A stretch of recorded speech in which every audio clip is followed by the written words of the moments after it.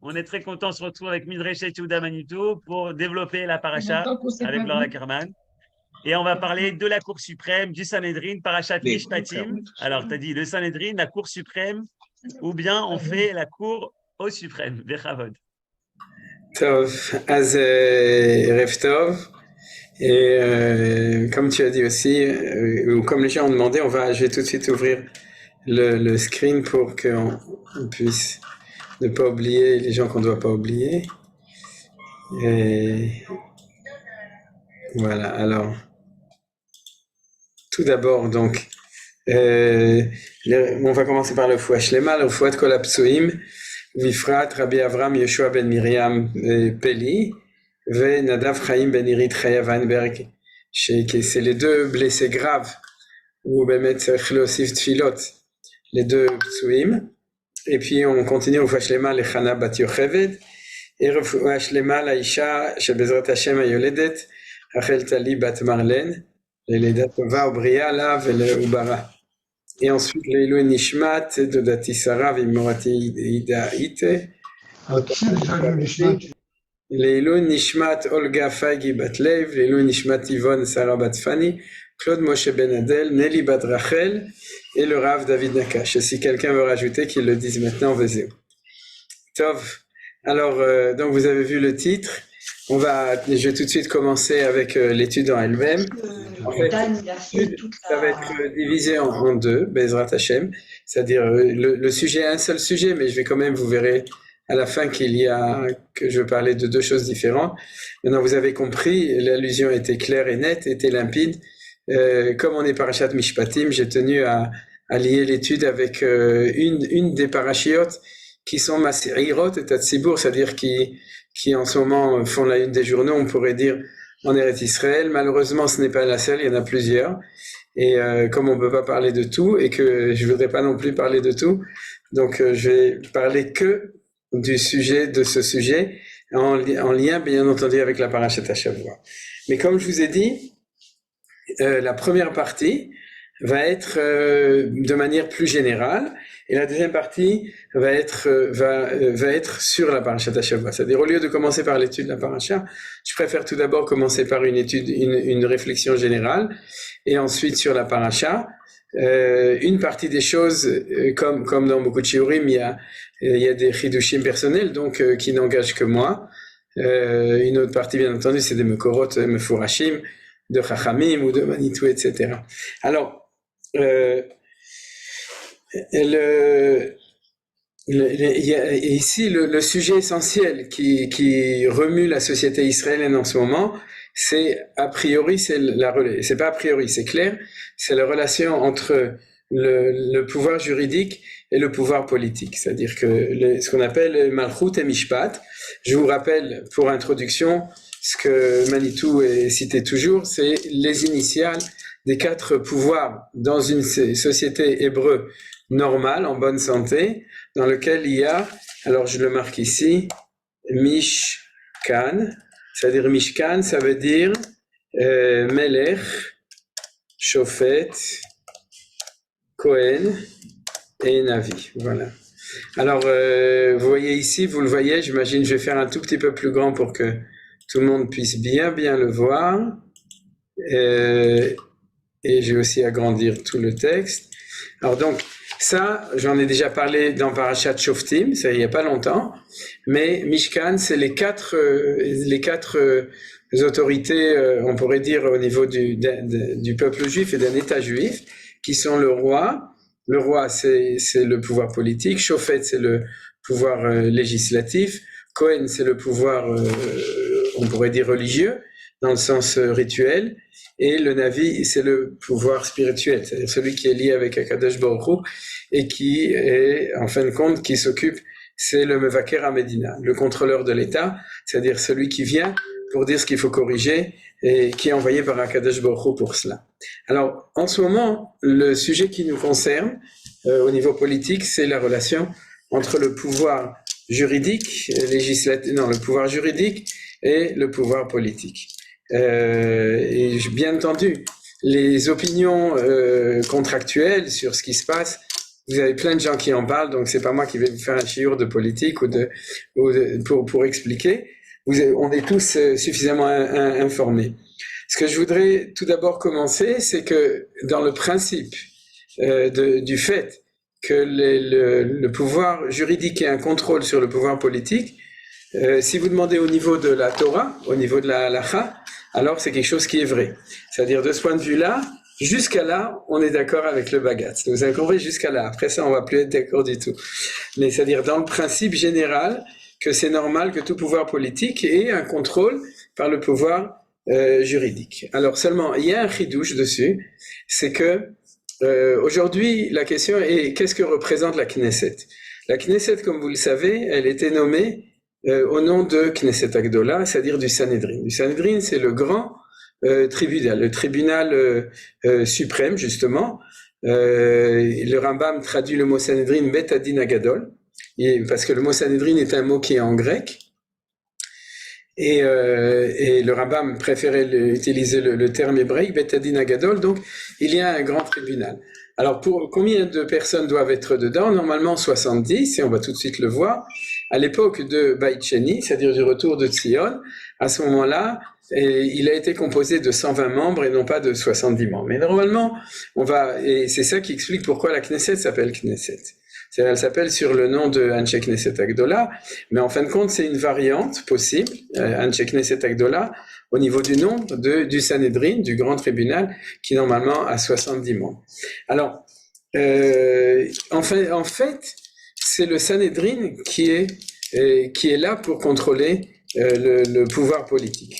C'est-à-dire, c'est pas du tout un petit forum de 13 ou de 15 juges comme il y a aujourd'hui dans le Bagatz, mais c'est le Sanhédrin. De ce point de vue-là, il faut savoir que, pour reprendre une expression du Rav Kook, qui dit que un Médina Yesod qui sait Hashem Baolam, dans Oroth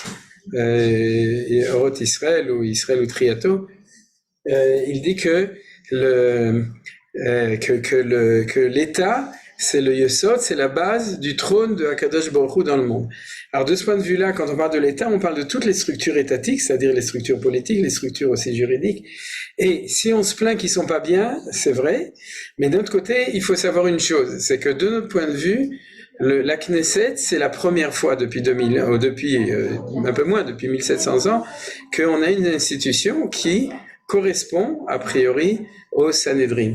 Maintenant, qui est-ce qui est dans la Knesset? C'est pas encore, et c'est ça le projet qu'on doit, quand on dit Tzipita Lishua, c'est-à-dire regarder au loin pour voir les processus. Ce qui a été décidé quand on a fondé la Knesset, ça s'appelle, le Parlement, c'est celui qui est le Mechokek. Mechokek, ça veut dire c'est celui qui fait les lois. Donc en fin de compte, il fait partie, de nouveau, je suis pas non plus un grand spécialiste de la politique, donc j'imagine qu'il y a des gens qui auront énormément de remarques ou de choses qu'ils connaissent mieux que moi, mais ceci dit, je me permets quand même de dire que la Knesset aujourd'hui représente a priori le lieu donc puisque c'est là que les lois se font, c'est a priori c'est le lieu du Sanhédrin, c'est-à-dire qu'il remplace le Sanhédrin. Alors pourquoi je dis ça? Parce que c'est le Sanhédrin qui est responsable dans la Gemara. Maintenant je reviens à Chachamim. Le rôle du Sanhédrin, c'est de contrôler justement toutes les institutions politiques. D'où je le sais, du premier chapitre de Sanhédrin. Alors, vous m'excusez, je cite les choses par cœur, parce que j'ai pas trouvé un texte en français, et donc pour le lire en hébreu, je peux vous le citer. Il y a une petite erreur là-dessus. Quelle est l'erreur?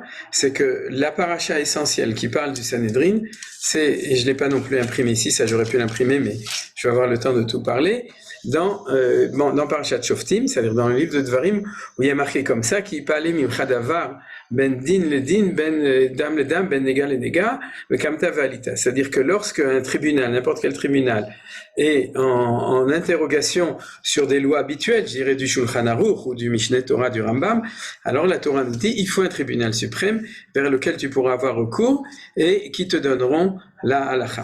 Alors, les gens ont l'habitude à cause de ça de penser que le tribunal suprême, c'est celui qui donne des réponses aux petits tribunaux qui sont en dessous pour pouvoir statuer. Un peu comme l'institution de Yitro de la semaine dernière dans Parashat Yitro.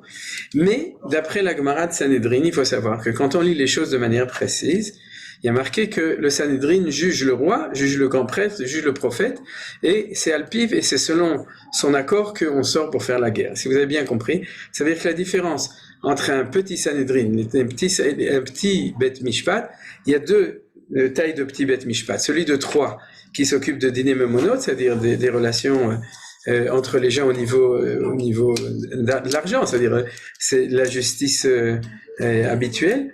Et puis il y a celui de 23 qui s'occupe aussi de la justice pénale, il peut même mettre à mort, etc. C'est-à-dire au niveau des individus, le plus grand tribunal, c'est 23 personnes.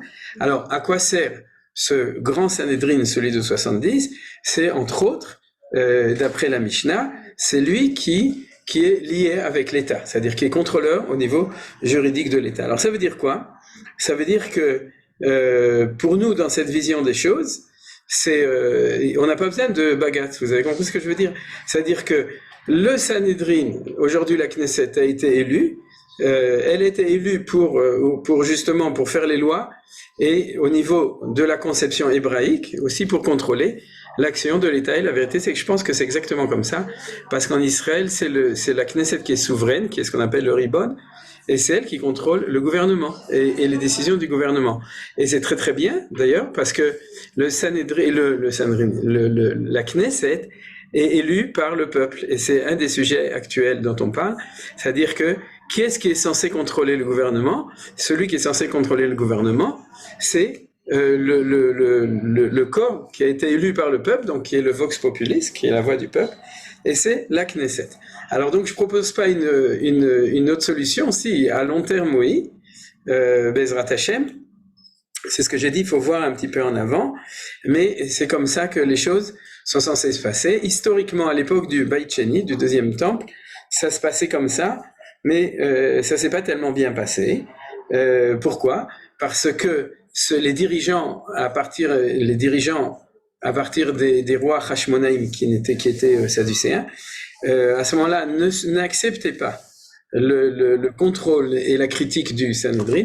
Et on a deux témoignages, celle à l'époque de Yanaï, Amelech, qui était le mari de Shlom Tzion Amalka, de Shlom Tzion Amalka, et ensuite de Hérode, qui tous les deux, d'après la tradition, ont mis à mort le Sanhedrin. C'est-à-dire que tout simplement, c'était pas compliqué. Lorsque le Sanhedrin n'était pas d'accord et il osait dire ce qu'il avait à dire, alors le tyran de l'époque, le roi de l'époque, mais qui n'était pas, les premiers étaient juifs mais sadducéens, les deuxièmes Hérode était même pas plus juif, donc ont éliminé. Ce qui a fait qu'il y a eu une décision historique à ce moment-là, qui est marquée dans la Gemara de Sanhedrin, tout ça c'est en gros c'est des sougiyot dans Sanhedrin, que Melech Lodan velodanimoto. C'est-à-dire que le Sanhedrin s'est refusé d'être jugé et de juger le roi. Ça s'appelle quoi? Séparation de la justice et de l'État. Et c'était un des signes on pourrait dire qui était les prémices de la décadence du deuxième temple qui a amené à la destruction du deuxième temple. C'était cette séparation, c'est ce refus, parce que cette impossibilité de créer. Alors vous comprenez très bien qu'aujourd'hui on est en projet de retour de tout ça. C'est-à-dire que si on a une Knesset et si on a un gouvernement, c'est que Akadosh Baruch Hu, il est en train de nous aider à reconstruire ces structures telles qu'elles doivent être. Alors, vous me direz, est-ce que le Sanhedrin de l'époque de la Gemara était démocratique? Parce qu'aujourd'hui, c'est très important pour les gens qu'il soit démocratique. Alors, il n'était pas démocratique de la même manière qu'aujourd'hui, mais il y a quand même quelque chose de très intéressant, c'est que le Sanhedrin représente les 12 tribus d'Israël. C'est-à-dire qu'il est un représentant de chacune des tribus. Maintenant, bien entendu, les membres du Sanhedrin ne sont pas choisis par élection, c'est-à-dire par le peuple qui les élit, parce que faut pas oublier que pour nous, quand on nous prie, on prie pour ça, on attend à ce que ce soit des gens qui sont aussi, entre autres, qui ont comme qualité, qui sont des tzadikim, des talmidei chachamim, c'est-à-dire des sages et des talmidei chachamim qui jugent selon la Torah. Et de ce point de vue-là, on n'est pas encore arrivé, ni au niveau de la Knesset, ni au niveau des Bate Mishpat, à cette situation où on juge après le Din Torah. Mais c'est justement pour élever le débat et savoir qu'est-ce que nous on a à dire sur tout ça. Bien entendu, pas pour donner des solutions immédiates, mais tout à l'heure je parlerai aussi des solutions, c'est-à-dire ou plutôt d'une prise de position, mais de savoir où on va. Alors, regardez, le texte que j'ai pris ici qui montre ça, c'est le choix des 70 Chavrei Knesset, c'est-à-dire les membres de la Knesset du Sanhédrin, dans Parashat Be'alotra, c'est-à-dire au moment où le peuple juif est censé se déplacer, c'est avant la faute des explorateurs, pour entrer en Eretz Israël. Alors, je lis quelques psukim. Vayetze Moshe vayedaber el ha'am et divrei Adonai, vayesov shivim ish miziknei ha'am, vayahamed otam sevivot ha'oel. Donc, Moshe a choisi au moment de Be'alotra, c'est le moment aussi où il y a la faute, où ils ont demandé à manger des écailles, c'est-à-dire à manger de la viande, et que Akadosh Baruch Hu leur a donné, mais ensuite il les a punis. Vayered Adonai be'anan ve'yedaber elav, vayatzel min haruach asher alav, vayiten al shivim ish hazekenim, vayikenoach aleim haruach, vayitnabu ve'lo yasafu. Alors ça, c'est quelque chose qui est très important, c'est-à-dire que dans le projet idéal d'un Sanhédrin, c'est des gens qui sont aussi des prophètes. C'est des gens, si c'est possible. À l'époque du deuxième temple, ils n'étaient pas, parce qu'il n'y avait pas de prophétie. Mais si vous voulez, si on se demande d'où on va choisir nos juges et par quel processus, est-ce que c'est la Lishka de Orcheadin, la commission des avocats qui va les choisir? Est-ce que c'est les anciens juges, etc. Mais en tout cas, dans ce cas-là, il y a un projet d'idéal. Le projet idéal, c'est qu'ils soient aussi inspirés, et c'est ce qui s'est passé ici. Vetzel minaruach Asher alav vaiten al shivim. Et c'est Moshe qui a donné de son... Non. Non, je me souviens plus. C'est Akadosh Baruch Hu ou c'est Moshe Rabbeinu. Parce qu'après ça, non, c'est Akadosh Baruch Hu lui-même. Et donc, ils ont commencé à prophétiser, Velo Yasafu, il y a deux explications. Est-ce qu'ils se sont pas arrêtés ou est-ce qu'ils se sont arrêtés? Maintenant, il y a une histoire un peu bizarre. Veisharu shnei b'machane, Shem ha'echad Eldad v'Shem ha'sheni Medad, v'Tanach aleim haruach v'ema b'ketuvim, velo yatsu ha'ela v'yitnabu b'machane. Vous avez peut-être entendu parler de Eldad et Medad. Et qu'est-ce qui s'est passé? C'est que eux étaient pas parmi les 70 et par contre ils ont reçu le roi parce que ils devaient être des membres du Sanhédrin. Et puis donc ils ont commencé à prophétiser alors qu'ils n'étaient pas là-bas. Vayarot sanar, vayaged le Moshe, vayomar, Eldad ou Medad, mitnabim b'machane. Eldad ou Medad sont en train de prophétiser b'machane. Ensuite il y a encore plusieurs psukim qu'on va pas étudier. Mais qu'est-ce que c'est que cette histoire? Alors regardez, Rachid dit les choses. Et ils étaient dans les inscrits. Parmi ceux qui avaient été choisis pour siéger au Sanhédrin, ils avaient tous été inscrits nominativement et désignés par le sort. Les calculs effectués attribuer 6 membres à chacune des 12 tribus. Vous voyez, c'est ça que je voulais vous montrer, c'est-à-dire que il devait y avoir 6 membres par tribu. Pourquoi? Parce que vous connaissez les mathématiques. Si vous faites 6 fois 12, ça fait 72. Sauf à 2 d'entre elles, où il n'y en avait que 5. Moshe s'est dit qu'aucune tribu n'a accepté d'être moins bien représentant que les autres. Vous avez compris, c'est pas nouveau. Qu'a-t-il fait? Il a pris 72 bulletins. Sur 70, il a écrit ancien. Ancien, ça veut dire Zaken, c'est-à-dire un sage. Il a laissé 2 en blanc. Sur quoi il a choisi 6 hommes par tribu, soit 72, et il leur a dit retirez chacun un bulletin de l'urne. Ceux qui avaient retiré un bulletin portant l'inscription ancien ont été nommés, et à ceux qui avaient retiré un bulletin blanc, il a dit Hachem n'a pas voulu de toi, le Sifri, donc c'est la tradition. Qu'est-ce qu'on voit de là?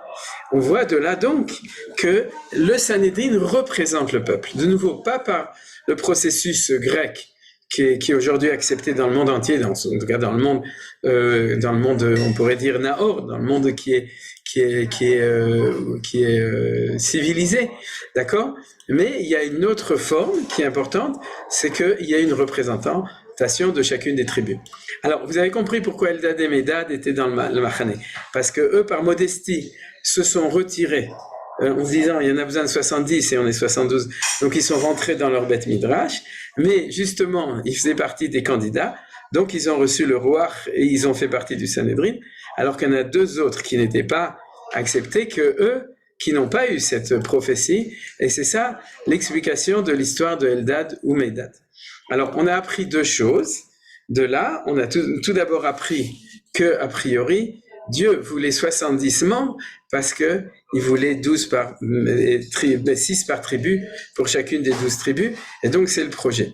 Maintenant, je suis sûr que vous avez demandé, si c'est comme ça, pourquoi Akadosh Baruch Hu a fait des choses comme ça compliquées, tirées par les cheveux? Il suffisait de décider que le Sanhédrin, il est de 72.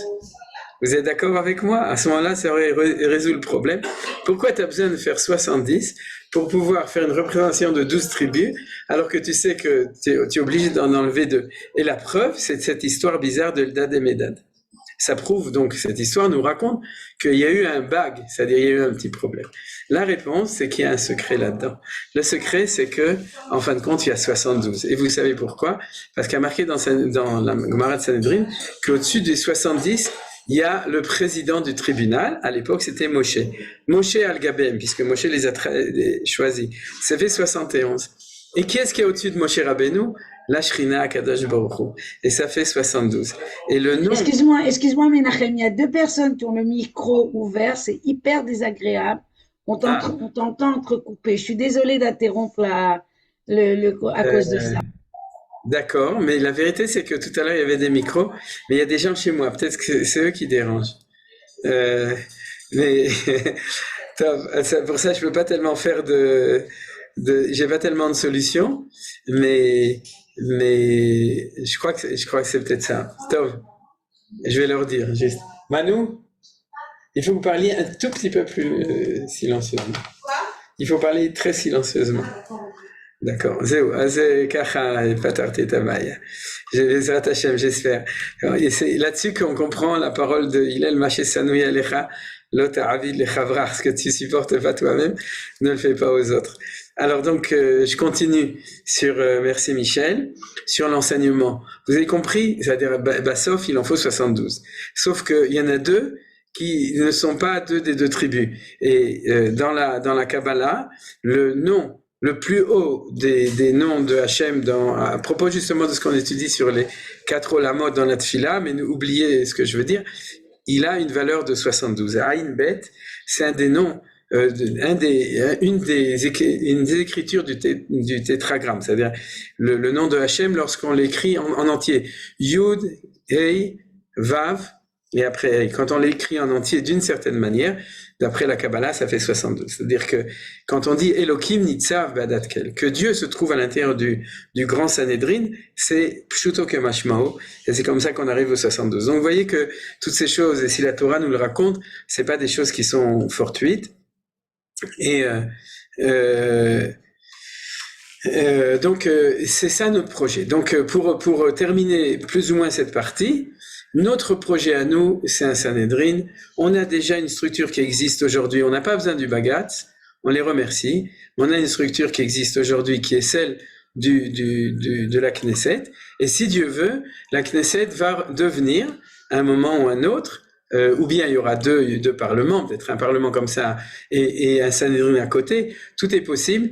Mais en tout cas, il va être le représentant du peuple qui va être celui qui va être chargé Alpi Torah, selon la Torah, de contrôler le gouvernement. Voilà. Alors donc, c'est pour dire qu'on a un système. Ça, c'était pour dire que c'est important, mais que le système aujourd'hui, il est malade et donc il faut faire autre chose. D'ailleurs, à l'intérieur du Sanhédrin, c'est quelque chose qui est évident. C'est à cet endroit-là, et c'est marqué dans la parashat à Shavuot aussi de Mishpatim, que Acharei Rabim Lehatot. C'est-à-dire que à l'intérieur, c'est selon la majorité. C'est-à-dire la notion du vote à majorité se trouve à l'intérieur du Sanhédrin.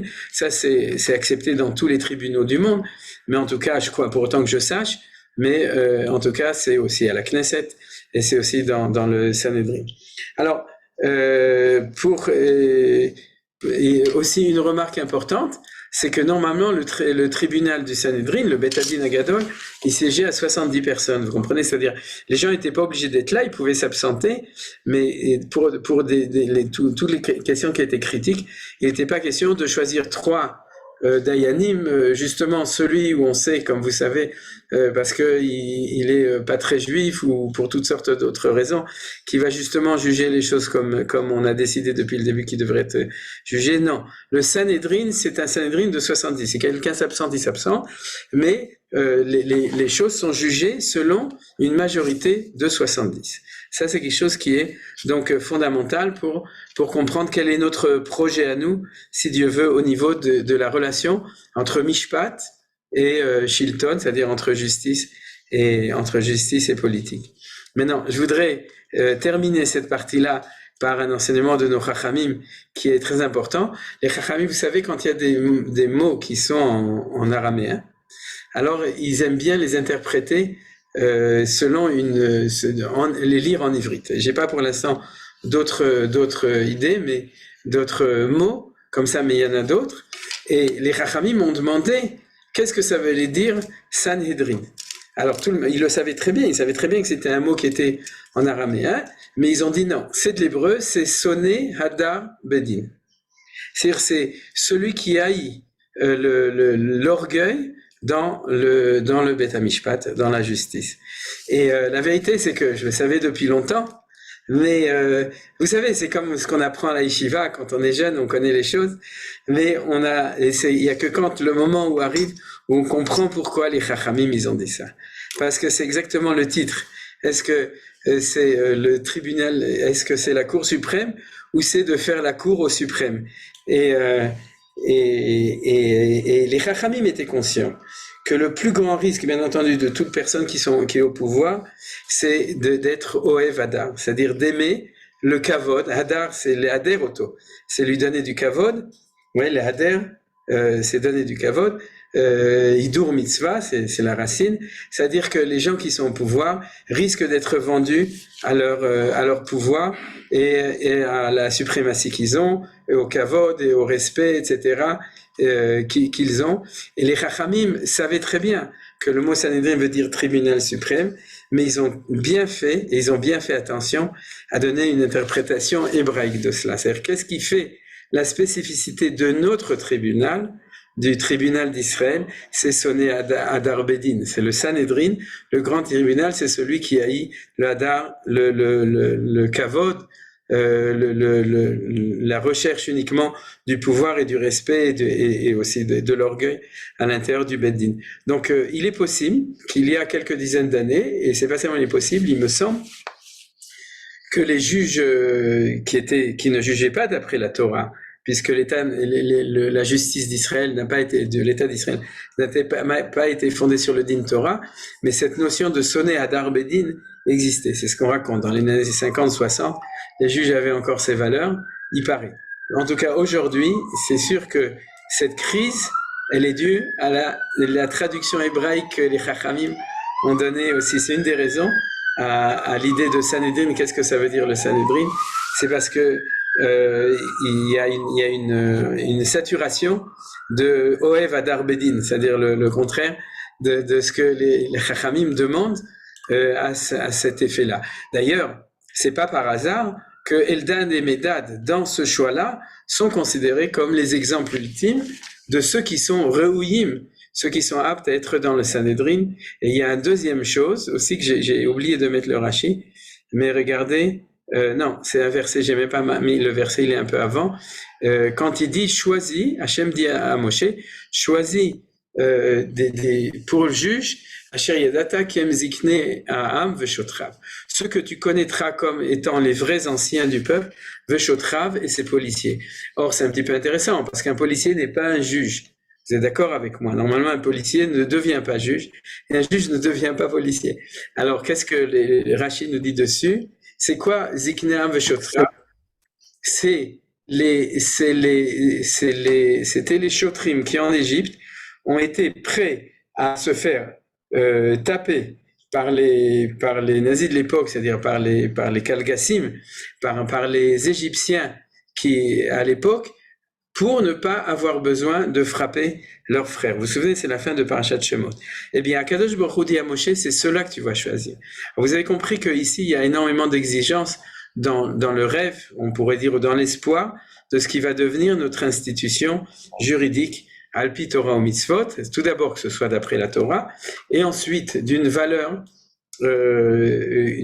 morale au-dessus de tout, de ceux qui sont choisis, et j'imagine aussi de ceux qui choisissent pas exactement comme ce qui s'est passé dans les derniers scandales qu'on a lus ces derniers jours à propos de l'Ishkat Orchei Hadin.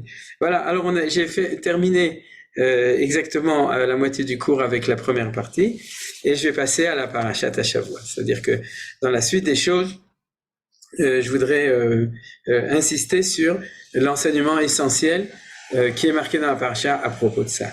Eh bien, l'enseignement essentiel qui est marqué dans la Parasha à propos de ça, c'est que bien s'il faut une marechet mishpat, c'est-à-dire un système de loi, de juridiction dans le peuple juif, ce qui fait la spécificité, la singularité, et c'est ce que nous dit Manitou dessus, c'est que la justice, je vais parler de la justice civile, c'est la justice entre l'homme et son prochain, celle qui régit la société, au niveau de la société et au niveau des individus, ça s'appelle Mishpatim. Et dans notre paracha, c'est ça qu'on parle. C'est-à-dire que la paracha de Mishpatim s'occupe de la justice civile, de la justice sociale et nationale, c'est-à-dire au niveau de l'État, des relations entre l'État et l'individu et des relations entre chaque individu, bien entendu aussi, comme on en a parlé, aussi de relations entre les différents pouvoirs publics. Et c'est la différence entre Chukim et Mishpatim. C'est-à-dire il y a plusieurs explications quelle est la différence entre un Chok et un Mishpat, mais maintenant je reprends l'explication de Manitou. Vous la retrouverez dans 2 cours enregistrés. Ils sont d'ailleurs, j'ai vu que je les ai pas, il y a les gens, on les reçoit aussi dans les groupes, et il y a en tout cas un des 2 qui est sûrement transcrit aussi pour les gens qui préfèrent lire. Et vous savez que Chok et Mishpat, il y a souvent une traduction. Chok, c'est les lois entre Dieu et l'homme. Mishpat, c'est entre l'homme et son prochain. Chok, c'est ce qu'on peut pas expliquer. Mishpat, c'est celui qu'on peut expliquer, qu'on peut comprendre. Mais en tout cas, pour l'explication de Manitou, c'est pas comme ça. On va voir tout de suite. Le Chok, c'est les 10 commandements qui ont été donnés au mont Sinaï. C'est ça le Chok. Comment je le sais? Parce que la racine du mot Chok, c'est Hakuk Bishte Luchot Avanim. C'est-à-dire, c'est la constitution, dans le fond, c'est la constitution du peuple juif. Donc, si on demande une constitution, alors il y en a une, c'est les 10 paroles, ou ce qu'on appelle les 10 commandements. Et il faut espérer qu'on va réussir à l'instituer comme institution, comme constitution, pas institution, mais constitution. Mais en tout cas, ce qui s'appelle Chok, c'est ce qu'on a reçu au mont Sinaï. C'est-à-dire, on a reçu au mont Sinaï les Chukim. Et ces Chukim, ils s'appellent Chok, comme je vous ai dit, parce qu'ils sont gravés dans la pierre. Et on comprend très bien. Si c'est gravé dans la pierre, c'est que c'est des lois qui sont très graves, puisqu'ils sont gravés. Et c'est-à-dire que quoi? Quelque chose qui est Chakuk Ba'even, c'est quelque chose qu'on ne peut pas changer. Et c'est pour ça qu'ils sont gravés. Donc les tables de la loi sont les tables de l'alliance, Luchot Abrit, mais les lois qui sont marquées dans les tables de l'alliance sont des lois qui sont celles qui sont gravées, donc, et c'est pour ça qu'ils sont Chok. Maintenant, la question qui se pose essentiellement, c'est est-ce qu'il y a une relation entre ces lois qui ont été révélées au mont Sinaï et la loi civile? Parce qu'on pourrait très bien s'imaginer, comme il y a séparation, possibilité, il n'y a pas, mais comme il peut y avoir possibilité de séparation entre la religion et la loi, c'est-à-dire l'Église et l'État, ça c'est en France, 1904, mais entre le côté religieux et le côté politique et légal, alors on aurait pu s'imaginer qu'il y a séparation entre le mont Sinaï et entre la loi, la législation sociale, civile, morale, etc. Alors, quelle est la position de la Torah? C'est ce qui est marqué dans ce pasuk. Et on va du coup réétudier, parce que c'est des choses que on étudie souvent, et il faut l'étudier souvent, surtout quand on est en situation, c'est que la Torah nous dit Ve'ele amishpatim asher tasim lifnehem, voici les statuts. Mishpatim, c'est pas une bonne traduction, et voici la justice que tu mettras devant eux. Devant eux, c'est donc devant les enfants d'Israël. Et Rashi nous dit tout de suite, et on va voir Rashi. Le premier, là il y a quelqu'un qui, c'est pas moi, je le trouve. J'ai trouvé. C'est bon, il est muté. Donc, le premier Rashi, qui est célèbre, nous dit ça. Et celles-ci sont les ordonnances. Partout il est écrit « Elé », le texte implique une rupture avec ce qui précède. Et lorsqu'il est marqué « Ve'elé », il implique un ajout. Alors, j'ai regardé comment est-ce que Rachid dit, comment il dit en ivrite. Oui, Nachon. Mosif à la Rishonot, à ce qui se précède, de même que ce qui précède a été proclamé au Sinaï, et de même, celles-ci ont été proclamées au Sinaï. D'accord? Alors, ça, c'est la réponse, et c'est l'ouverture. Vous vous rendez compte, on vient de sortir d'Égypte. On vient de recevoir la Torah, on a plein de questions. Et une des questions, bien entendu, c'est la question dont on parle maintenant. Comment, avec quels moyens on va juger la justice? Est-ce que c'est selon l'esprit humain, la logique de l'homme, la compréhension, la morale sociale, le contrat social, etc.? Eh bien, c'est ça le grand chidouche du Vav. Vous vous rendez compte? C'est pour ça que je l'ai mis en or déjà. C'est que ce Vav, waouh, c'est un grand Vav, puisque c'est le Vav qui va nous dire que les Mishpatim sont de Sinaï comme ce qui a été donné au moment du Mahamad Har Sinaï. Ma'elu mi Sinaï, afelu mi Sinaï. Mais ça ne veut pas dire, selon la lecture de Manitou, que ça c'est du Sinaï et ça c'est du Sinaï. C'est que le Mishpat tire sa source du Chok de Sinaï. D'accord? C'est-à-dire la révélation de Dieu dans le mont Sinaï et ce qui va pouvoir expliquer le sens des Mishpatim. C'est-à-dire les Mishpatim ne peuvent être envisagés comme justice que si leurs sources sont au mont Sinaï. Elles ne seront pas justes si elles viennent du droit romain, elles ne sont pas justes si elles viennent du droit allemand ou du droit ottoman, etc. Pas du tout. C'est impossible. C'est-à-dire qu'au niveau du projet pour les nations, Mishpatim Baliedaoum, chacun peut instituer sa justice, mais Mishpat Tzedek, la justice de justice que le peuple juif a à transmettre à eux et au monde entier, c'est le Mishpat qui vient de Sinaï. Ma'elu mi Sinaï, afelu mi Sinaï. Ça, c'est la chose essentielle. Et tant qu'on n'arrivera pas à ça, et c'est pas seulement de la faute des pas religieux, c'est de la faute aussi des religieux. Parce que pour pouvoir y arriver, faut avoir des batédines qui jugent selon la halakha, qui soient plus à la hauteur que les baté mishpat, et deuxièmement, qui soient capables aussi de vivre et d'accepter, d'appliquer la loi de la Torah dans toutes les structures de l'État d'Israël, c'est-à-dire et aussi de penser à des lois qui correspondent. C'est-à-dire comme disait Manitou, si un Dayan il n'a pas fait l'armée, il n'a pas fait l'armée parce qu'il est contre le fait de faire l'armée, il ne peut pas être un juge qui va pouvoir appliquer la jurisprudence de la Torah dans notre Médinat Israël, dans notre État qui est en train de se renouveler. Mais vous comprenez très bien que dès qu'on est en situation d'État, dès qu'on est en situation de société, à ce moment-là, alors cette phrase Ma'elu mi Sinaï, afelu mi Sinaï, c'est très important. Alors Rachid donne une deuxième explication et tout de suite tout à l'heure on va parler. Et pourquoi les lois civiles font être immédiatement suite à celles relatives à l'autel? Pour te dire que tu devrais installer le Sanhedrin près du sanctuaire. Ça, c'est une deuxième dracha sur la même question. C'est-à-dire, il y a un vav. Le vav, c'est le vav achibo. Comme a dit Rashi au début, ça veut dire que c'est lié avec ce qu'il y avait avant. Et Rashi amène deux explications. C'est ou lié avec le mont Sinaï, avec l'événement du don de la Torah et de la révélation au moment du Sinaï, ou c'est lié avec les psukim qui précèdent immédiatement. Alors, si vous regardez à la fin de la paracha de Yitro, vous verrez que ce qui a précédé immédiatement avant, c'est les lois de l'autel.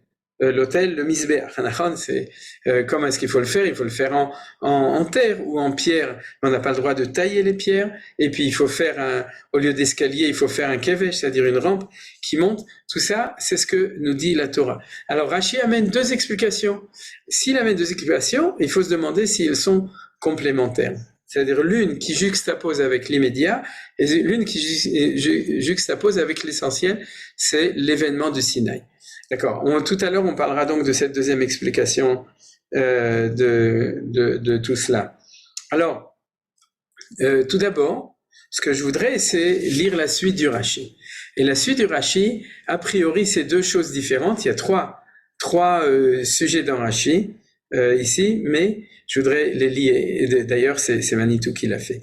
Que tu placeras devant eux. Asher tassim lifnem, le Saint béni soit-il, a dit à Moshe, ne t'imagine pas qu'il puisse te suffire de leur enseigner un chapitre, une loi 2 ou 3 fois, jusqu'à ce qu'ils les connaissent dans leurs mots tamo, shinun. Sans shinun, vous savez ce que c'est le shinun. c'est-à-dire, c'est marqué ici en hébreu, c'est de répéter. C'est-à-dire sans devoir t'astreindre à leur en faire comprendre les raisons, ta'amim et la signification perushim. Voilà pourquoi il est écrit, c'est moi qui ai rajouté les mots qui sont des mots-clés qui sont dans l'hébreu de Rashi, que tu placeras devant eux, asher tasim lifnehem, c'est-à-dire comme une table dressée prête pour celui qui s'installe pour y manger. Alors, vous connaissez cet enseignement de Manitou, une grande partie de vous, j'imagine, c'est que la dernière expression table dressée, c'est Shulchan Aruch. Et Manitou s'énervait. Et il s'énervait beaucoup. Pourquoi? Parce qu'il disait que les gens qui pensent que réaliser en étudiant le Shulchan Aruch et en répétant les lois par cœur, qui pensent que c'était l'intention du Saint béni soit-il, il dit se trompe. Parce que c'est juste le contraire. C'est que Akadosh Baruch Hu a dit, je veux pas que ce soit un enseignement de chinoun, c'est-à-dire de répétition, et quand tu demandes à la personne, mais pourquoi c'est comme ça? Il te dit, ah, ça je sais pas, c'est Dieu qui a ordonné, donc il faut faire les choses de cette manière-là. Eh bien ça, c'est l'anti-Shulchan Aruch. C'est l'anti-Shulchan Aruch, c'est ce que Dieu a demandé de ne pas faire, de répéter une ou deux fois, jusqu'à ce qu'ils le connaissent dans leur mot à mot chinoun, sans devoir t'astreindre à leur faire comprendre. Et c'est quoi leur faire comprendre? C'est la logique de la halakha. Comment est-ce que, selon cette halakha, alors, on peut faire, etc. Non, c'est beaucoup plus que ça. Regardez ce qui a marqué les ta'amim, les sens et la signification, les perushim. C'est-à-dire qu'un shulchan aruch, c'est quoi une table dressée? C'est une halakha. Ou quand tu demandes au Rav, pourquoi est-ce qu'on fait les choses? Il t'explique le sens depuis la Kabbalah jusqu'au Midrash, et jusque la pensée rationnelle jusqu'à la halakha. C'est ce qu'on a vu la semaine dernière, non, ce qu'on verra à la fin de la paracha, le naaseh venishma. C'est-à-dire faire la synthèse, l'unification entre la mitzvah et le nishma, ça veut dire la compréhension de la mitzvah. Parce que l'ishma, c'est pas nous ferons et nous écouterons, c'est nous ferons et nous comprendrons. Okay? Dans la Gemara, quand on veut t'enseigner un enseignement, on te dit tashma, viens et entends. Mais dans le sens de l'hébreu, du français ancien, j'entends bien, ou bien oyez, ou bien aussi écoute. C'est-à-dire dans le sens écoute-moi, ça veut dire comprends et ce que je suis en train de te dire. Et c'est ça ce qui a marqué ici. C'est-à-dire que le Shulchan Aruch tel que Dieu l'a voulu, c'est celui où derrière chaque loi, il y a un sens de la loi et un vrai sens. Or, quel est le lien avec avec le premier Rashi? C'est exactement ça. C'est-à-dire que si la loi est liée au Sinaï, alors elle a automatiquement un sens. Si la loi, c'est une loi sociale, alors tu dois la faire parce que c'est comme ça. Oui, comme les lois de la physique pour les scientifiques. Pourquoi est-ce que tu le fais? C'est parce que c'est comme ça. C'est comme ça que Dieu a créé le monde, ou c'est comme ça que la nature fait bien les choses. Mais lorsque tu sais que la loi est liée au Sinaï, Maïlou Misnaï Felou Sinaï, tu as confiance que même si tu n'as pas compris, il y a un nishma, il y a un sens, il y a un ta'am, il y a une raison pour chaque chose. Et c'est ça le Shulchan Aruch qu'Akadosh Baruch Hu voulait. Vous voyez le lien entre les deux Rashi. Troisième Rashi, c'est la suite aussi. Devant eux et non devant les idolâtres. Et même si tu sais pertinemment, à propos d'un procès qui le jugeront comme le feraient les juges d'Israël, ne le présente pas devant leurs tribunaux. Car celui qui saisit les païens des procès d'Israël profane le saint nom et rend hommage à celui des idoles comme il est écrit Kilo ketsurein utsuram venu peililim. Lorsque nous érigeons nos ennemis en juges, nous rendons l'hommage à leur objet de culte. Alors il faut traduire ça de manière moderne et ça fait mal. Pourquoi ça fait mal? Parce que, qu'est-ce que dit Rashi? Rashi dit qu'il n'y a pas de justice où il n'y a pas une idéologie qui est derrière. Ça veut dire quoi? Ça veut dire que chaque système juridique a des fondements idéologiques qui sont la base de ce système. Il n'y a pas de justice neutre. Et ce qui est affirmé par le Bagatz aujourd'hui, nous jugeons au nom de la démocratie et de la véritable justice, est un mensonge. Et ça ne peut pas être autrement parce que chaque système de justice, surtout quand on arrive au juge suprême, est régi par des fondements idéologiques qui sont ceux des gens qui jugent selon ces fondements. Et c'est ce qu'est en train de nous dire Rashi. Même si au niveau du Shulchan Aruch, même si au niveau de la loi stricte, un autre système, qu'il soit juif ou non juif, jugera de la même manière, vous voyez ce qui est marqué dans Rashi, hein? C'est-à-dire même s'il juge de la même manière, si jamais le fondement n'est pas le même, à ce moment-là, c'est donner de la force à de la avodah zara. C'est ce qui est marqué ici. Kilo que tsurenu tsuram. Notre rocher n'est pas leur rocher. Il n'y a pas marqué notre Dieu n'est pas leur Dieu. Notre rocher n'est pas leur rocher. Chacun, il a son roc. C'est-à-dire, notre rocher, c'est Akadosh Baruch Hu, c'est justement le Mahamad Har Sinaï, et c'est les 10 paroles, c'est le roc de la révélation du Sinaï, mais chacun a son rocher. Et si jamais Plilim, tu amènes la justice, c'est ça que veut dire le mot Plilim, d'ailleurs on l'apprend aussi dans la suite de la paracha, à ce moment-là, si jamais tu l'amènes chez ceux qui ont un autre tsour, donc il y a un autre rocher, eh bien tu renforces nos ennemis. Et aujourd'hui, les choses sont claires et nettes. Les fondements sont les fondements de la justice occidentale, européenne, allemande, romaine, etc. De temps en temps aussi un petit peu, comme j'ai dit, un petit peu d'ottomanie. Mais en gros, ceux qui le représentent sont des gens qui sont inspirés par la justice, par le tsour, par le roc qui est celui de l'Occident et qui n'est pas celui de la Torah, qui n'est pas relié avec la émouna de la révélation au moment du Sinaï avec ce Vav Achibo. Et à partir du moment où tu vas juger là-bas, même s'il te dit « je juge selon le Shulchan Aruch », eh bien il juge selon nos ennemis et un autre rocher que notre rocher. Je sais que tout le monde n'est pas d'accord avec moi. Il y a même eu des conférences ici dans Midreshet Yehuda avec d'autres personnes qui sont pas du tout d'accord, mais je veux quand même, justement, puisqu'on est en situation de crise, et les crises sont salutaires parce qu'elles permettent de faire des berurim, c'est-à-dire un petit peu de mieux élucider les questionnements et les questions, et c'est ça le fondement du problème que nous devons résoudre. C'est-à-dire le fondement du problème, c'est de savoir est-ce que les mishpatim ils sont misinaï ou est-ce que les mishpatim ils sont pas misinaï. Et s'ils sont pas misinaï, alors Oivenu Plilim, nous donnons de la force.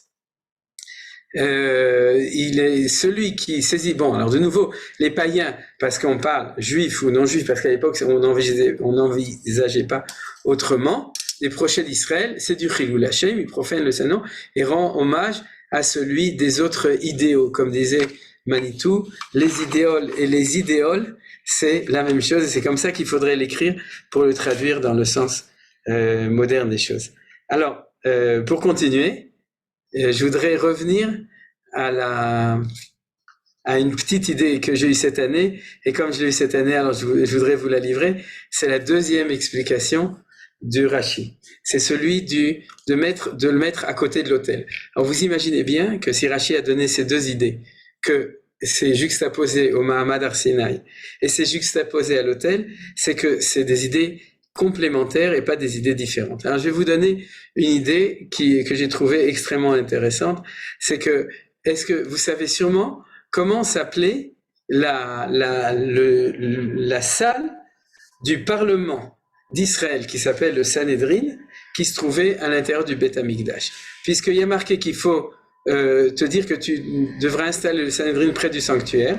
C'est pour ça que jusqu'à 40 ans, avant la destruction du deuxième temple, le Sanhedrin siégeait dans le Beth Amikdash. Alors, c'est une évidence a priori. Pourquoi c'est une évidence? Parce que c'est ce qu'on a vu tout à l'heure avec la prophétie. Non seulement le Sanhedrin doit être lié avec l'événement du Sinaï, avec la révélation du Sinaï, mais il doit être lié avec la Shekhinah qui réside dans le Beth Amikdash. Et ça veut dire quoi? Ça veut dire qu'il y a une permanence du lien entre révélation et justice sociale, morale, nationale, etc. Il faut toujours. Et au moment où, 40 ans après la destruction du temple, le Sanhedrin a dû s'exiler, il a dû partir pour des raisons qu'une partie de vous connaissez, c'était déjà le début de la fin. Parce qu'il n'y avait plus de lien, comme on avait vu cette séparation auparavant entre la politique et la justice, 40 ans avant la destruction du temple, il y a eu séparation entre la justice et la spiritualité, la révélation de Dieu, qui mitzion etc., que la Torah, elle sort de Tzion ou de Dvar Hashem, et la parole de Hashem, Mirushalayim. Alors, qu'est-ce qu'il y a d'intéressant au niveau du Mizbeach? Alors, j'ai pensé à quelque chose comme ça. La salle dans laquelle siégeait le Sanhedrin s'appelait l'Ishkat Agazit. C'est le palais de Gazit. Vous connaissez, vous avez entendu parler. Alors, ça veut dire quoi, Gazit? Quelqu'un sait? Alors, je vais aller chercher. Pierre, non? C'est les pierres qui s'appellent Gazit. Oui, mais les pierres de taille, dans le sens des pierres taillées. C'est-à-dire et c'est pour ça que ça s'appelait comme ça.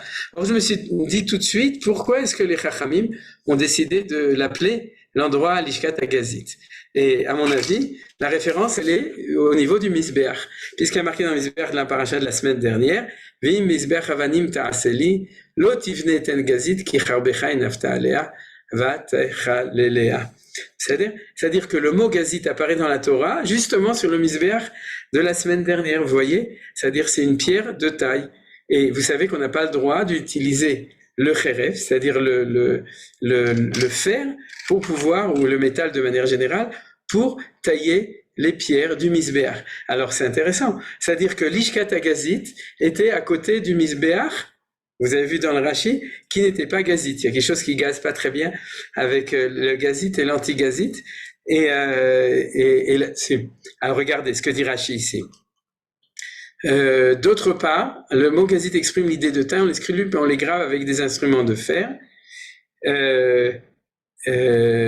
Tu ne le profaneras, d'où l'on apprend que tu la profanes si tu lèves sur lui le fer, car l'autel a été créé pour prolonger la vie de l'homme et le fer pour l'abréger. C'est pour ça qu'il y a marqué charbecha. D'accord, on ne parle pas du scalpel du chirurgien, on parle du kherev, et le mot kherev, en hébreu, sa racine, c'est churban, la destruction, et sakin, c'est de sakana. D'accord, c'est-à-dire les deux, surtout le kherev, c'est le churban, et malheureusement, on a vu aussi, pour faire référence à d'autres choses qui nous secouent ces dernières semaines, on a vu malheureusement beaucoup de khurban avec des haravot, de ce que nos ennemis peuvent faire même quand ils ont 13 ans ou 14 ans. Donc car l'autel est créé pour prolonger la vie de l'homme et le faire pour l'abréger, il ne convient donc pas que ceux qui l'abrègent soient levés sur qui la prolongent. D'autre part, l'autel a pour fonction de rétablir la paix entre Israël et son Père céleste, ne doit donc pas y être porté ce qui la rompt et la détruit. On déduira à partir d'ici un raisonnement a fortiori. Si la Torah à propos des pierres qui ne voient pas, n'entendent pas, ne parle pas, stipule qu'on ne doit pas porter le fer sur elles, parce qu'elles rétablissent la paix, à plus forte raison, celui qui rétablit la paix entre mari et femme, entre famille et entre individus, sera-t-il à l'abri du châtiment. Vous voyez, c'est un très beau Rashi, de la paracha de la semaine dernière. Et ce que je voudrais dire, c'est que de même qu'il faut faire le lien entre la révélation du Sinaï et la justice, il faut faire le lien entre l'autel, qui est celui de la teshuva et de la kapara. C'est-à-dire que l'autel, vous savez que, c'est nouveau aussi un enseignement de Manitou, l'autel pardonne normalement, essentiellement, pour ce qui est fait Beshegaga. Shegaga, c'est sans faire exprès. Vous savez que les corbanotes qu'on amène, les sacrifices qu'on amène pour une faute sont pratiquement à 100%. C'est-à-dire, je ne parle pas des sacrifices qui sont offerts pour le rituel, et même ceux-là aussi, mais ceux qui sont offerts suite à une faute d'un individu ou de la collectivité, tous les cas de figure possibles sont des fautes qui sont Beshegaga. Et ça veut dire quoi? Ça veut dire que la Shegaga, c'est le fait qu'on est des hommes. C'est-à-dire quoi? Qu'on est des hommes, qu'on n'est pas parfait. Et si on n'est pas parfait, on peut faire des erreurs, comme il est marqué, Erare Umanum Est. Seulement, pour ça, il faut aller à l'est, Bemizrach, il faut aller au Kotel, et ensuite il faut monter sur le Beth Amikdash, et il faut savoir que là-bas, alors, il y a la possibilité de réparer. Cette chose-là, c'est pas la justice, c'est chassadim, c'est le chesed. Et le fait de mettre le tribunal, qui est le gazit, ça veut dire les pierres de taille, ça veut dire que c'est l'endroit où on coupe. D'accord? C'est-à-dire que la justice, c'est de faire justice, c'est-à-dire de trancher les choses. Eh bien, pour réussir le projet de justice, il faut qu'il soit beyichoud, en unification avec le projet aussi de chassadim, de miséricorde. Et lorsque c'est comme ça, alors la justice est une justice qui vient de Hakadosh Baruch Hu, c'est une véritable justice divine. Donc vous voyez qu'il y a quelque chose de beaucoup plus profond dans cette double explication que nous dit Rashi, du fait de le lier avec la révélation du Sinaï, et le fait qu'il faut le mettre à côté de l'autel. C'est-à-dire c'est la même chose qu'il veut nous dire. Si tu le mets au même moment, au même endroit que la révélation, c'est qu'il y a la possibilité de lier des notions qui sont a priori pas forcément liables, et c'est ce qu'on nous dit à propos de l'Ishkat Agazit d'un côté et l'Otivnetem Gazit de l'autre côté à propos du Misber. Ça, c'est le petit chidouche que j'ai pensé cette semaine. Donc, c'est ça que je voulais vous livrer. Et on va terminer avec une idée essentielle, parce que je vois que le temps est terminé. Donc, une dernière idée. Et pour cette idée, je ne sais pas si j'ai mis un texte ou non. Non. Alors, donc, je peux fermer ici. Pour terminer, et sur cette idée-là, il y a un enseignement, justement, qui est dans le cours aussi de Manitou de 96 sur la paracha. Mais il faut comprendre comment est-ce que Manitou fait le lien. Dans le fond, qu'est-ce qu'on veut dire? Et il faut le dire et il faut le répéter. On est en chemin. Kima, petit à petit. L'État d'Israël, c'est Reshit Smirat Geulatenu. C'est le retour en Israël. Au niveau de la justice, on est encore en exil parce que les fondements de la justice ne sont pas Misinaï. Le Maïlou Misinaï, Afelou Misinaï. Et on ne le veut pas parce qu'on veut un intégrisme, imposer la loi religieuse à la loi civile, sûrement pas.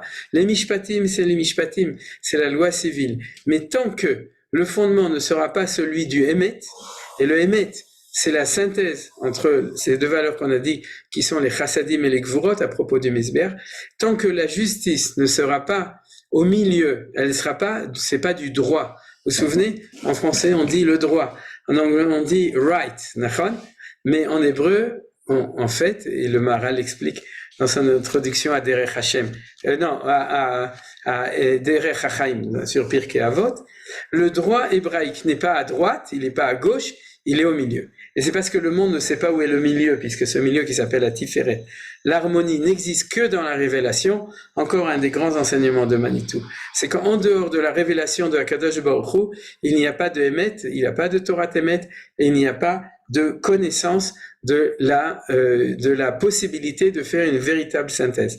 Or, quand on nous dit Veshaftu et ha'am mishpat tzedek ou tzedek tzedek tirdof, quand on parle du tzedek, on parle d'une justice qui est dans la Tiferet, c'est-à-dire dans cette ligne médiane qui est entre le droit et le gauche.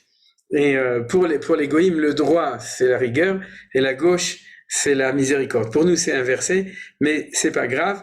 On a inversé, ils en ont d'autres. Mais en tout cas, au niveau de la vérité, ça reste toujours la même chose. La justice qui est liée avec la révélation, avec le misber, c'est cette justice qui réussit à juger les choses de cette manière de Tiferet. Alors pour terminer, comme je vous ai dit, c'est que quand quelqu'un doit, Alpi Torah, lorsqu'il a il doit aller au tribunal parce qu'il est indifférent avec une deuxième personne, alors dans la Gemara de Masechet Sanhedrin, on nous dit comment ça se fait. Tu vas pas t'inscrire au secrétariat et ensuite on te fixe rendez-vous à telle date et au moment où tu devras aller, il y a donc 3 juges qui te sont imposés parce que c'est ceux-là qui travaillent ce jour même. D'après la halakha, c'est pas comme ça. Il y a un principe qui s'appelle Zabla. Zeborer lo echad, vezeborer lo echad, veshnem bochrim et ashlishi. C'est-à-dire que chacun des parties différentes choisit chacun son dayan, et les 2 dayanim choisissent le 3e dayan, et qui vont former ce tribunal qui va les juger. Alors ça, c'est quelque chose qui est extrêmement démocratique, qui n'est pas connu dans aucun système, à ma connaissance. Il n'y a aucun autre système dans le monde qui applique un système comme ça, de Zeborer lo echad, Zeborer lo echad. Et Manitou explique pourquoi est-ce que c'est comme ça. Parce que le problème de la justice, c'est pas entre le bien et le mal, la vérité et le mensonge, le bon et le méchant. Le problème de la justice, le vrai problème, c'est entre des différentes valeurs qui sont toutes les 2 des bonnes valeurs. Et il faut savoir, à ce moment-là, dans ces circonstances, quelle est la valeur qui est exacte. Et c'est pour ça qu'il faut des shoftim et des dayanim. Pas pour juger ce qui est marqué dans les bouquins, ce qui est permis, ce qui est interdit, ça tout le monde peut le faire. C'est juger dans les circonstances spécifiques quel est le bien de cette situation-là. Or, si 2 personnes arrivent au tribunal, c'est que chacun voit devant lui la vérité ou la justice telle qu'il la voit. Alors, c'est qui représente un côté de justice. Donc, il choisit un dayan qui représente son côté. En général, il y en a un qui est du côté du chesed. L'autre choisit le dayan qui représente son côté. En général, il est du côté du din. Et ces 2 dayanim choisissent le 3e qui est Acheavo Katuva Shlishi Ve'achia Benem. C'est celui qui sera capable de départager entre ces 2 possibilités. Alors, vous voyez que ça, c'est un exemple extraordinaire au niveau du système juridique de ce qu'on vient d'apprendre maintenant, que Ma'elu Misinai Afelu Misinai, c'est une manière autre qui vient du ciel, qui vient de la révélation. Et si Dieu veut, Vashiva Shofta Irkevarishona, ve'yo'atzair keverishona ve'atikrei ira tzedek kirya ne'emana, comme c'est marqué dans la prophétie Shabbat Shalom.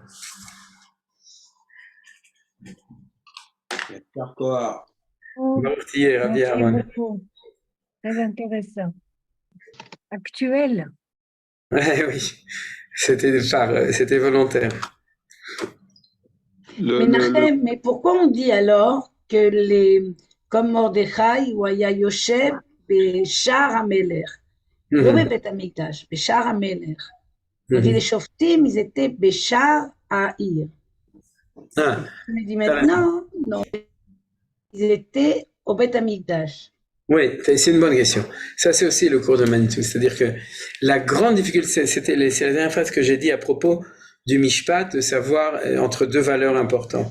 La grande difficulté du Shofet, c'est comment tu fais descendre la révélation du Sinaï dans la réalité du jour le jour. S'il y a un taureau qui a encorné un autre taureau, ou s'il y a une Volkswagen qui a encorné une Fiat ou une Citroën, d'accord?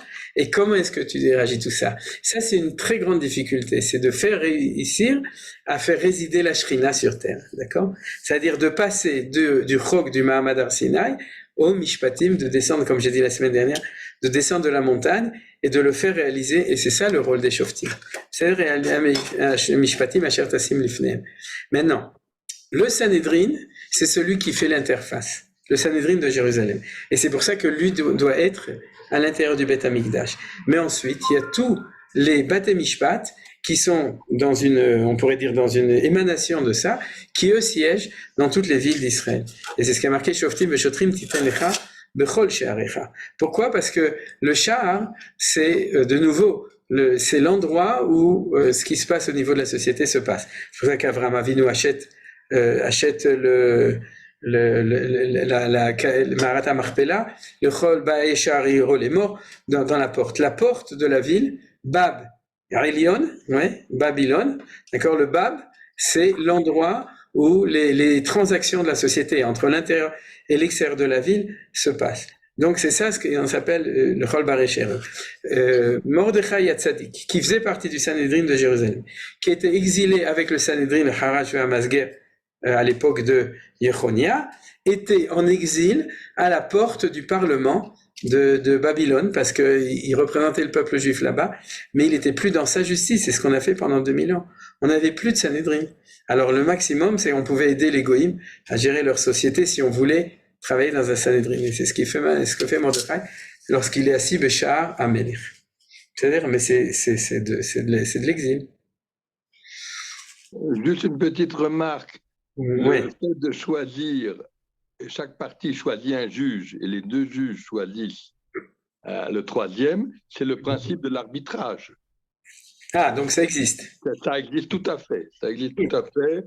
Et c'est les cours d'arbitrage, les arbitrages, c'est distinct des cours de justice. Oui, c'est ça le truc. C'est que dans Sanhedrin, on parle aussi de l'option arbitrage, ce qu'on appelle pshara, ou bien de din. Mais même le din et disons le tribunal va être instauré, choisi avec le système d'arbitrage. Alors c'est à réfléchir. C'est-à-dire qu'on fait système d'arbitrage ne veut pas dire le système d'arbitrage ne veut pas dire le compromis pshara. C'est un mode d'arriver à une décision. Oui, mais disons que je comprends, mais dans le système disons, qui est marqué là, lorsque ces juges ont été choisis, ils sont tenus de juger selon la loi et non pas selon l'arbitrage. Alors que l'arbitre n'est pas tenu de juger selon les lois. Si je me trompe pas.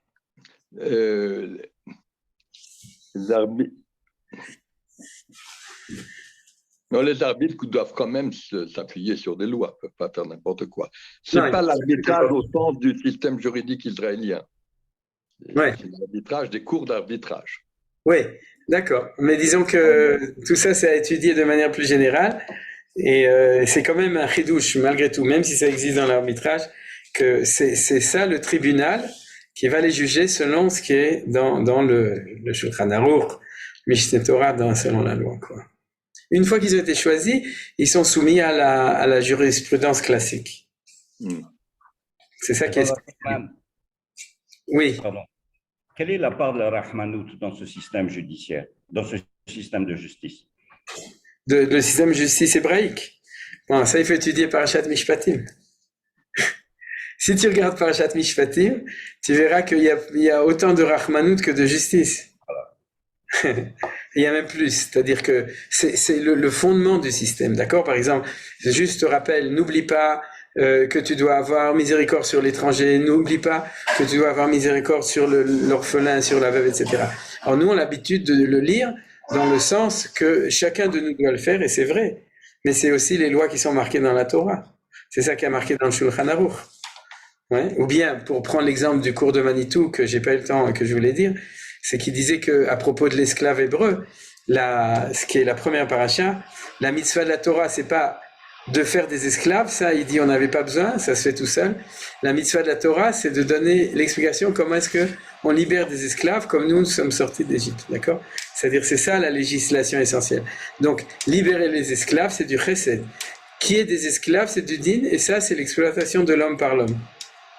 C'est connaturel à la situation, et là-dessus aussi, il faut légiférer. Voilà. Encore une question? Ou deux? Oui, bonjour. Je reviens de près d'un mois en Amérique du Sud. Je suis complètement coupé de ce qui se passe. J'ai peu de références. J'ai besoin d'une référence. Est-ce qu'il y a des cours qui ont été donnés pour expliquer toutes les marloktot auxquelles tu faisais allusion tantôt? Est-ce qu'on peut trouver ça dans l'InMode ou ça, etc. Ah, tu parles des marlokot pour savoir quelle est la valeur du système. Tout le problème de ce qui bouleverse la société aujourd'hui, quoi.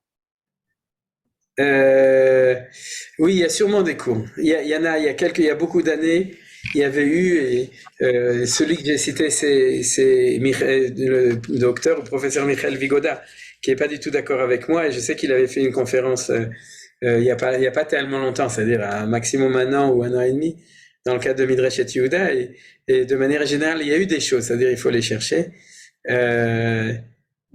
Et je crois que le colloque que Johan il organise à Paris, il est aussi lié avec ce sujet. La semaine prochaine sera enregistré et retransmis. Mais c'est sûr que si tu veux, Yosef dans le milieu israélien, c'est des sougiotes qui sont étudiés, qui sont mais pas assez. C'est vrai que c'est pas assez. D'abord, c'est pas assez parce que c'est scandaleux que en général, quand on étudie à l'Yeshiva, Baba Metzia, Baba Kama, Baba Batra, on l'étudie c'est-à-dire à la limite dans une réflexion d'actualisation, disons dans des cas disons dans des cas un petit peu, mais pas des cas de politique, c'est dans des cas particuliers, quoi, tu vois. Par exemple des accidents de voiture par rapport aux les 4 Arba Avot Nezikim, ce qui a marqué dans Baba Kama. Il y a des enseignements comme ça, mais pas une vision d'un système global. Pour l'instant, il n'y a pas assez. Il y a. En hébreu, en français, je ne sais pas tellement ce qu'il y a. C'est Midrashet Yehuda. Il y a des choses. Tov. Zéou, on s'arrête là. Yohan, il n'est pas revenu. Besséder, alors. Shabbat Shalom. Shabbat Shalom. Et Bezrat Hashem. Shabbat Shalom, merci beaucoup. Shabbat Shalom. On irait Yeshuot, qu'on verra. Et comme j'ai dit, les crises, ça permet de... Et puis, c'est des choses qui étaient latentes depuis très très longtemps. Depuis 1977 en gros, et puis les choses arrivent en leur temps aussi. Il y a aussi des systèmes qui se dégradent et qui à un moment, le moment est arrivé de changer, de faire des ma'apachim, de changer les choses comme il faut, de faire des fois même des révolutions.